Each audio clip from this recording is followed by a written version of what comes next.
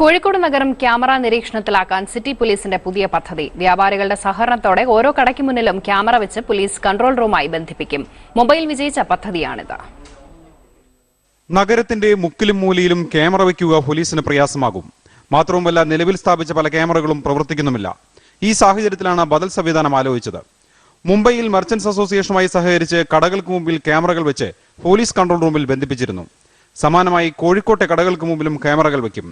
വ്യാപാരി വ്യവസായി ഏകോപന സമിതിയുമായി ഇക്കാര്യം സംസാരിച്ച് ധാരണയിലെത്തിയെന്ന് സിറ്റി പോലീസ് കമ്മീഷണർ പറഞ്ഞു. അവരെ കൊണ്ട് ഓരോ കടകളിലും വെക്കാവുന്നത്രയും കടകളിൽ ക്യാമറ വെപ്പിക്കുക.